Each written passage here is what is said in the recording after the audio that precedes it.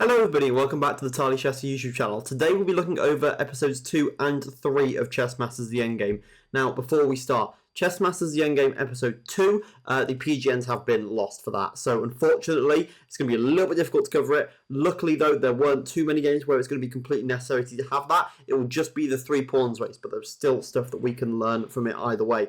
But yeah, we're going to go over both episodes in one video because I was in Dundee for a week, so I wasn't here to make one during that week. But hope you do enjoy. If you do, please leave a like and comment down below. And we will be getting into it just about now. So, the first puzzle that was on this week was the 8 Queens puzzle. The 8 Queens puzzle is actually a classic in chess puzzles, and the aim of it is trying to place 8 queens on the board in a way to make sure that 2 queens do not touch. So, for example, a queen here and here could not be put on the board because they would touch each other. The games started off with Kai managing to get 2 pieces attacking each other. Then I think it was Navi that went out next, but eventually Caitlin did win. And the way that I would have personally gone about this puzzle, well, first we'll be thinking about what the queen does on the board. So here, if we look in where the queen's placed here in the centre of the board, we can see that the queen's got many places to move to, first of all. So in straight lines, the queen's able to move to the same amount of squares as the rook is, and it's 13 in each direction. But on the diagonals, we can see that the queen here is able to move to a total of 13 squares. That's not a way that the queen can move. There you go. Total of 13 squares the queen can move to in the centre. Whereas if we move on the side, it can only move to 7 on the diagonal. So I would think that it's better to put the queens on the sides of the board rather than in these centre squares. I would also think that the queens are better placed if they are knight moves apart. As you can see, the queen will attack in all these directions here, but the closest squares to the queens that another queen could go onto would be the knight moves apart. So the queen being a knight move apart would be very good for the queens to be placed on. Another thing that you might notice is it's always going to be a good idea to have the queens spread out around the board. I kind of split it into quadrants here. You can see that we've got kind of 4 quadrants of a chessboard here.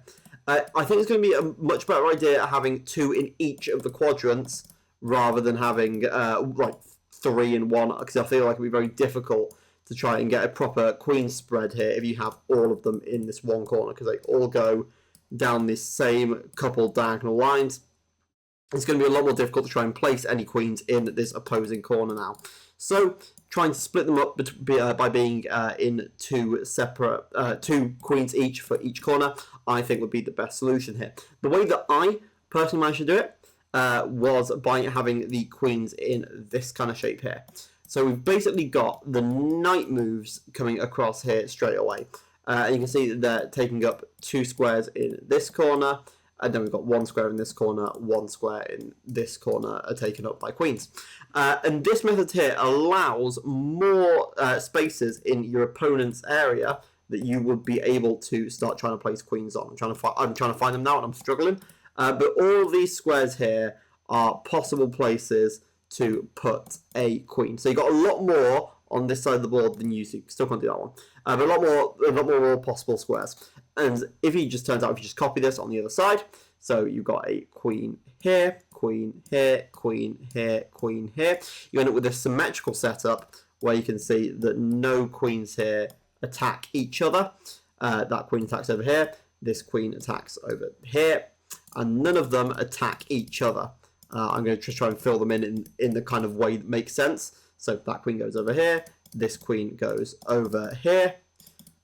There you go. This queen goes over here. This queen goes over here and diagonally up there as well. This queen goes up and diagonally hits down there. This one goes up and across. This one gets these 2. This one gets this one. This one is covered by this queen, and this one's covered by this queen. So all the squares get covered by the queen in this scenario. So I thought this was maybe the easiest way. You can also see there are no queens in these centre squares. Each quadrant has 2 queens in it exactly. So this would be the way that I would have solved it. There are actually, I think it's 92 different solutions to this puzzle, but there are 14 billion possible combinations of places to put the queens in. So yeah, it's quite a difficult puzzle to start off with, especially if you're not used to this kind of puzzle. But Claire does go through to the winner's balcony. Not Claire, Caitlin goes through to the winner's balcony onto on this puzzle. And we'll be going on to the next round. The next round was the 3 pawns and the king. Now, we don't have the PGNs for this game, so I can't go over specific moves. What I can do is kind of go over a technique for this, of how you'd go about trying to win this, or at least manage to not lose it. So first of all, the most important thing is trying to get your outside pawn to the other side of the board. As you can see, the king is the furthest away from this side of the board, so therefore it should be the one that being pushed is the A pawn over here, and you can do the same over this side. After the move A5, though, you have to try and make a decision. Can you get this pawn to the other side of the board and still get your king to come and protect it? The easiest way of doing this is by trying to figure out if your king is in the square. So, for example, we'll have a look at this from Black's perspective. So, this white pawn is rushing down the side of the board here, and it's Black's move. We can see that the white pawn is only 3 squares away from promoting. But if you're able to make a square here, you see this big square that I've made with the pawn, if your king is inside the square, it will be able to reach that pawn. As you can see, this king is not inside that square, so it needs to get in there pretty damn quick.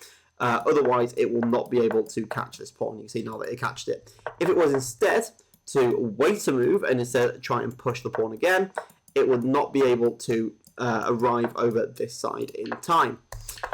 So in this position, obviously the best move here would be to try and get your king in to try and protect this pawn.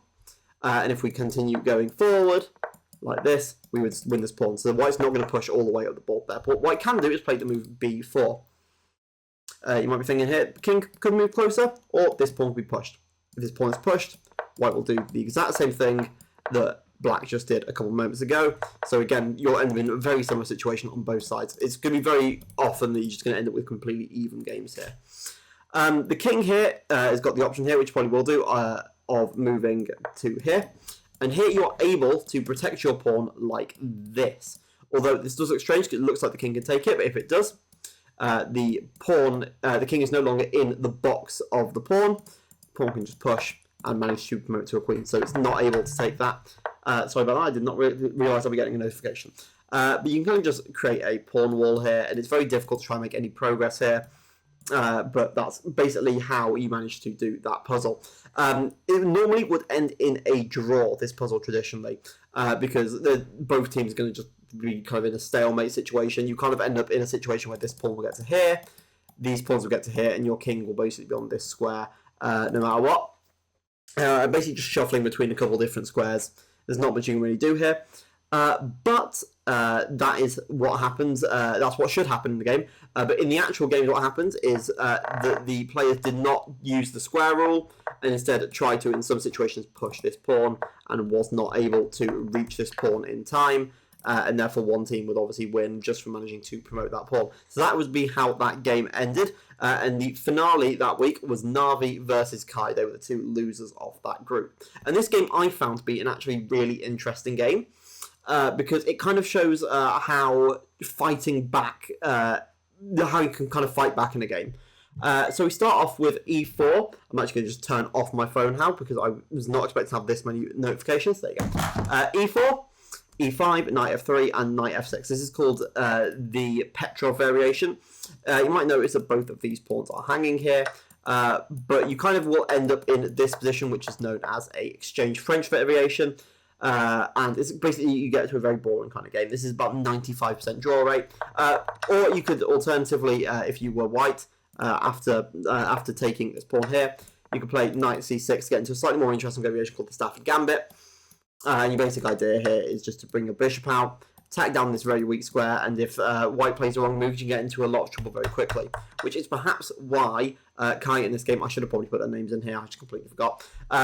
Probably the reason why Kai decided to opt against this, Navi decided to opt against this, and Kai would play a knight c6 and knight to c3. And we end up with a 4 knights game, just all knights attacking these centre squares. And this could traditionally be quite a boring game, just because these knights are all in these centre squares. There's a lot less room for variation here, but never to be failed, Kai manages to try and make this game interesting with the move of bishop to b4.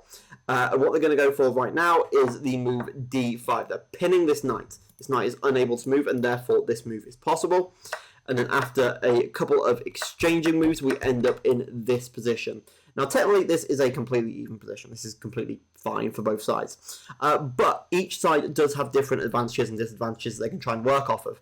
This pawn here, for example, or these 2 pawns here, these are double pawns. They're not exactly too weak here because it can be quite difficult for black to try and exploit them. But later on in the game, if they can get some exchanges on, these will be weaker pawns. You've also got slight better control of the centre here for black, so they've got this pawn in the centre square here. Although there is potential for moves like d4 could end up being something useful for white later on. We're going to move on the board, bishop to g4, just pinning this knight here, and if it is decided to be kicked away, then you just play to h5, and they do have the option of playing g4, but it weakens his king side, and the king hasn't really got anywhere else to castle. Casting the queen side is going to be incredibly weak because of this b2 pawn being missing. So really, right now, white doesn't want to quite commit to g4 just yet. Another thing about this position is both sides going to castle king side, as I said. It's unlikely black will castle this side because white could start attacking down at the b7 file. So after castles, we're going to see white try and take advantage of their semi-open files, namely the e file, and could potentially try and take advantage of the b file later on. Meanwhile, black is going to try and take advantage of this pin by trying to attack the knight and potentially bring their rooks into these centre squares. So rook to e1 attacking down the centre here, and queen to f6 comes in trying to attack this knight. However, they are able to defend it with the move rook to e3. Bishop to d5 is another possible move, which is something that I slightly prefer because it attacks a knight. You can bring the bishop back this way, and I just think it's a slightly nicer move for white. But rook e3 does have its own advantages, namely the idea of trying to form almost Ali Ekin's gun setup here, of getting the rooks, both rooks and the queen on the same file. And unfortunately here, Kai makes the first major error of the game. Here, it's quite actually, there's not actually too much about to go on. They can't really take this pawn because of this knight being here. And this threat here is this pin here isn't doing too much. So really, just slow improving moves of the position might be the best idea for black. Maybe move like rook to d7 and then across could work. But instead, black decides to take the moment and capture on f3, which is a big mistake. White has 3 options of what they can take back with. They can take back the pawn, the queen, or the rook. If they take back the pawn, they've just weakened their king side massively. And if they take back with the queen, after a couple of exchanges, they can manage to attack this pawn, but they will be able to just defend it with a move like rook to e7, and you're completely fine here. This is no worries. But obviously, the best move here is to take with the rook, with the idea being you are attacking the queen and attacking the pawn after the queen moves out of the way. The queen has the option to try and move to a much safer square, like queen to h6, and then after captures, and here black would be 3 points down. But instead they go for a bit of imbalance and play queen to g6, and instead go for this exchange off where they're only 2 points down now, but it's a queen and a pawn for a rook and a knight, which is a very challenging kind of endgame to play. The 2 rooks would be more would have more synergy if they had them, but I mean they do have 2 rooks, but most likely one of them's going to get traded for the other rook. Queen comes to h5. The king is no longer very safe. It's going to have to retreat back to g8. And the rook comes up to e4, just stopping this pawn from moving forward, allowing the move like d4. And as long as white can just exchange off here, just slowly exchange, they'll be able to build up a much better position here, just by the fact that they're just on material, really. But after pawn to g6, queen to h6, rook to d7, and pawn to d4, we see the move knight to e7, which is trying to lay some kind of trap. Now, in my opinion, this move should have been quite obvious of playing rook takes e5 here. The move rook to h4 is the one they play in the game, but rook to e5 you just end up being 3 points up, and black is in a completely losing position here. And I don't really see what they can do to kind of come back from it. Their king can't really move out of the way because they just take the pawn, and this knight is just going to be unable to move for at least the next little bit because maybe the rook d8 comes in. But it's going to be still very difficult for black to try and come up with anything here. But rook to h4 is played, and this is a blunder. You can see it's very difficult for this pawn to be defended. This rook can't come in and try and defend it.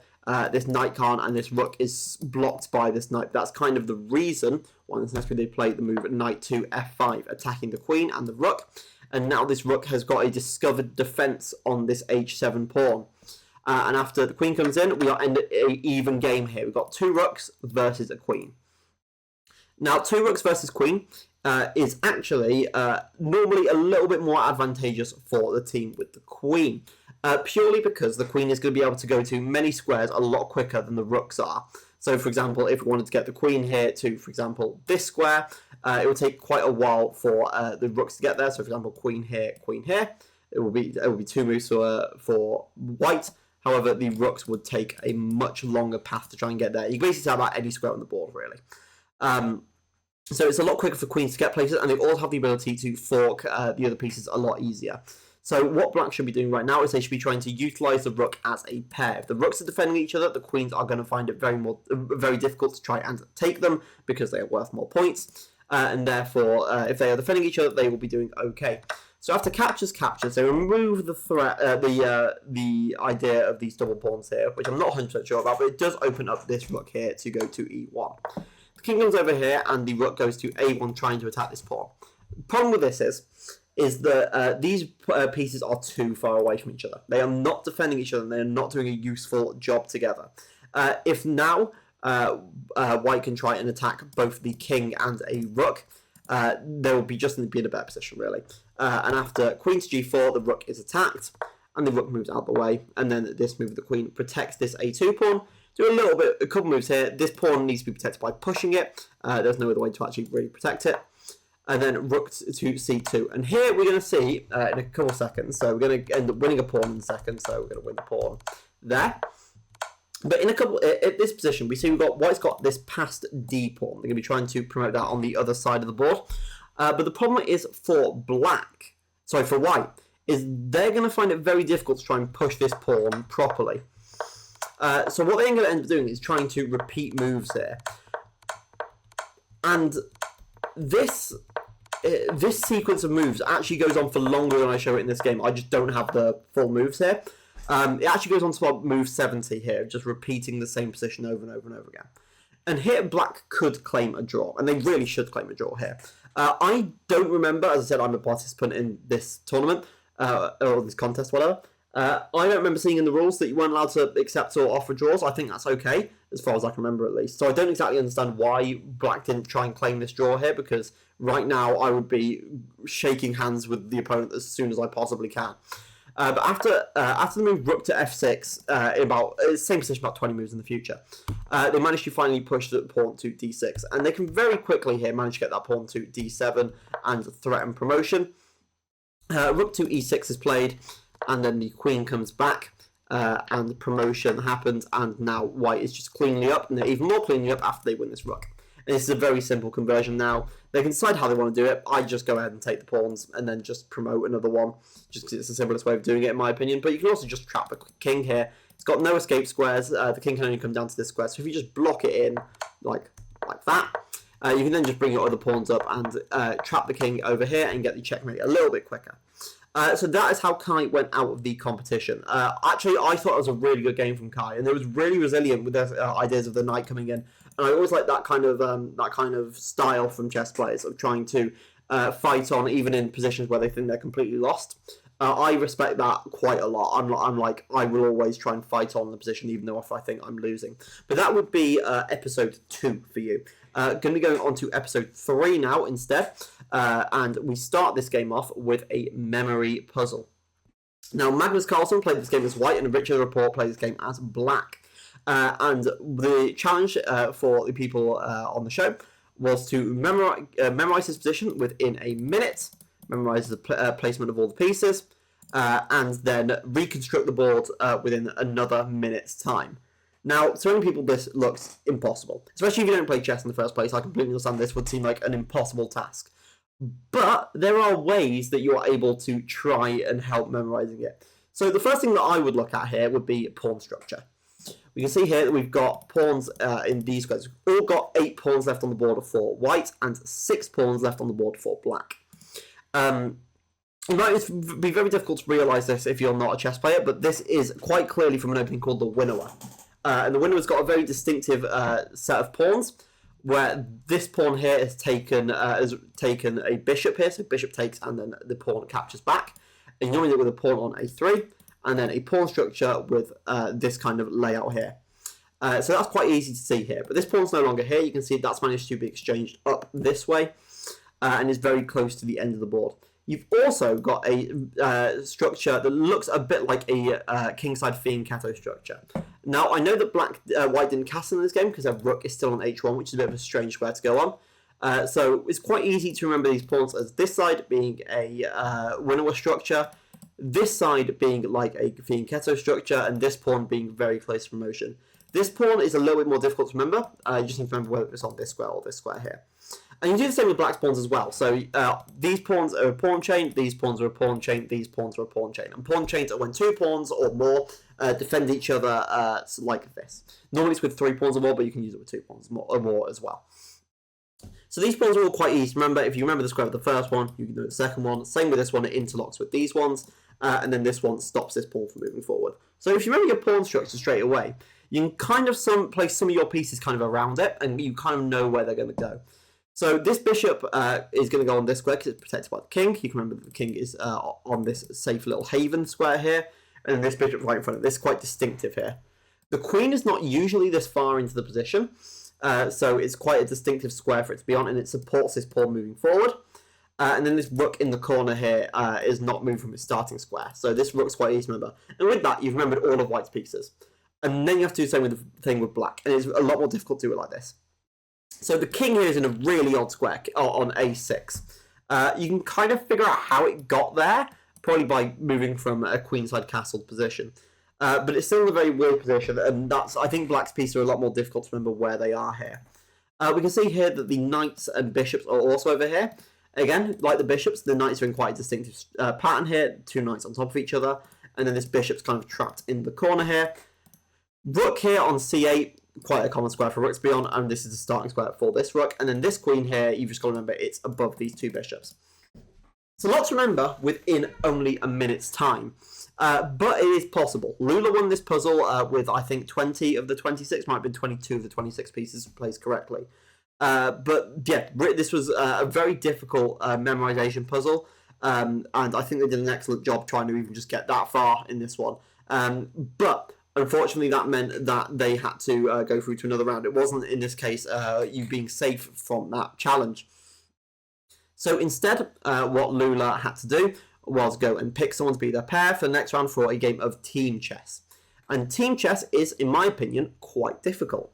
In this game, they had 15 minutes on the clock. As you can see, I actually do have the PGNs for this game, so we're able to go over them with the clocks on the board.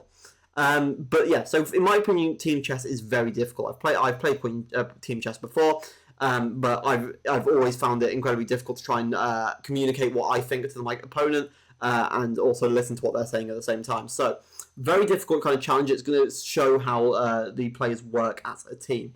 So this game starts off with e4 and e6, the French defense. Knight to f3 and d5, and we end up in quite an opening called the exchange variation. As I said before, this ends up in about 90-95% draws, but not in this game.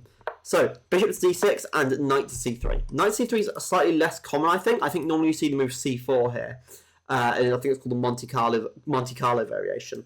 And you swap off in the centre, and you end up with this isolated queen's pawn that you're going to try and push up the board.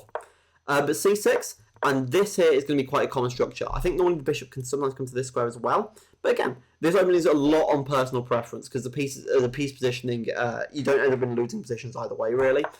And b3, I think, is a strange move. This bishop's got many squares that it would like to kind of move to. I think ideally bishop to e3 is normally the best square for this bishop here.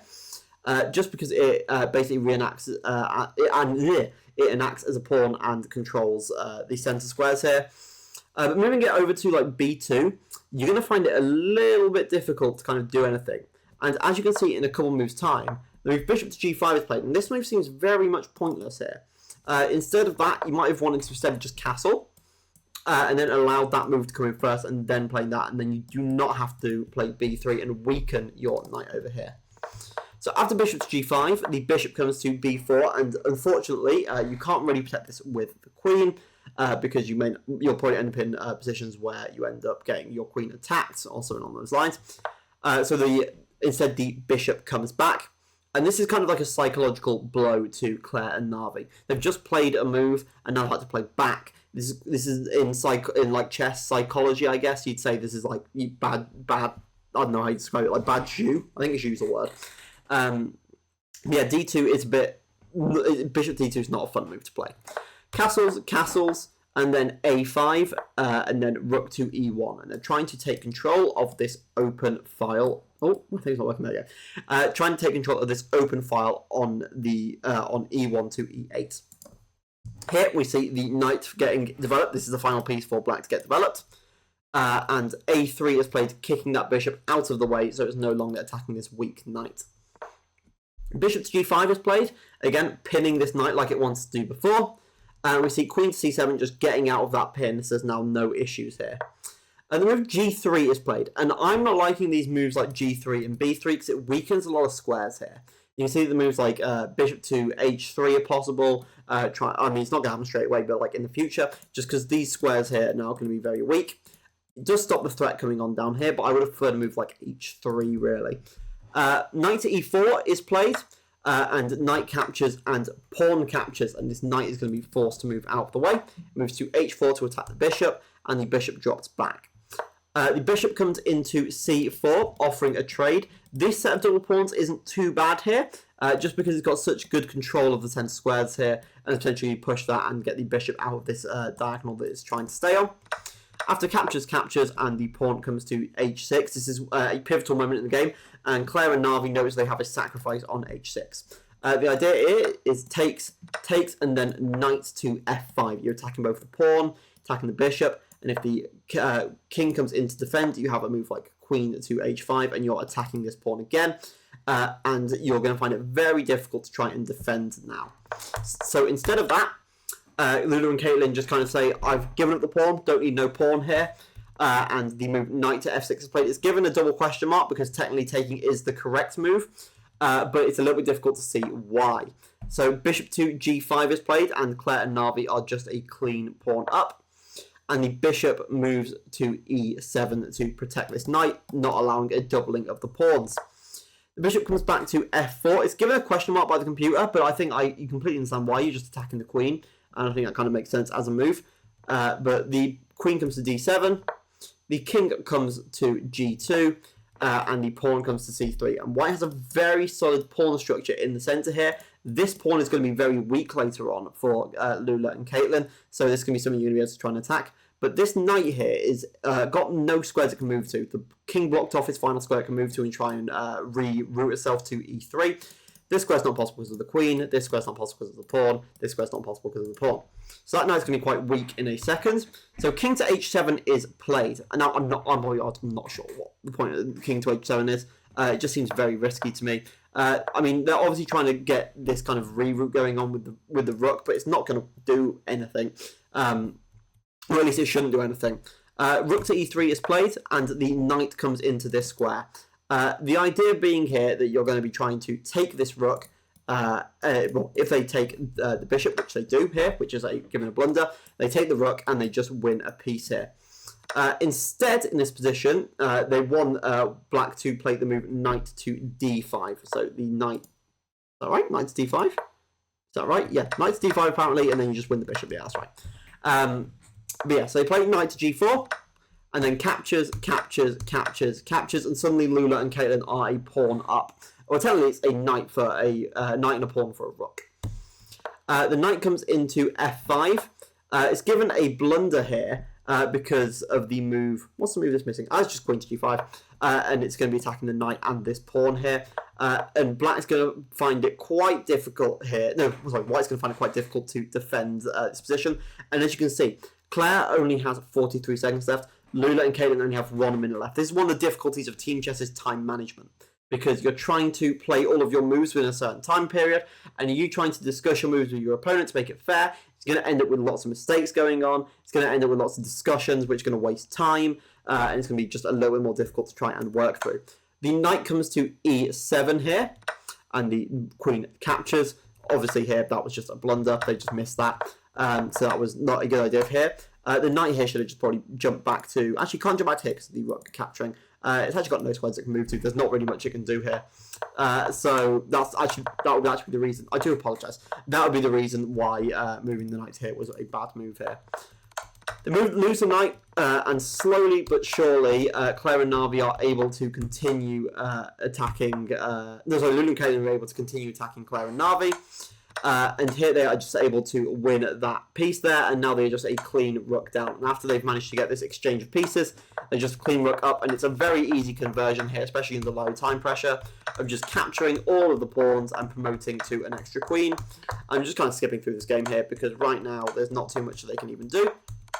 And they end up here just getting checkmated on the back rank here, this classic ladder mate here. So Claire and Na'vi are going through to the eliminator. Lula and Caitlin are through to the winner's balcony. And right now, Claire and Na'vi are going to be feeling very tense, especially Na'vi. So Na'vi's been now through to 3 eliminators in a row, which is going to take a toll on anyone's psyche, especially playing that much chess. It's very difficult to play multiple games of chess in a row just already, but playing it under this kind of stress and pressure is going to be very difficult for Na'vi. So we're going to see what they can do. This looks a bit strange. You can see here we've got the back rank of pieces shuffled about. This is called Chess 960. Now, the rules of the format of the show, just so you know, neither side could castle. Just to get out of the way, couldn't castle. That's just the rules. But you can see here that they've got their back rank of pieces shuffled up. The king is in between the rooks, and the bishops are on opposite coloured squares. So this is a game of Chess 960 without castling, basically. I find Chess 960 to be incredibly fun. I think it's one of the best variants of chess.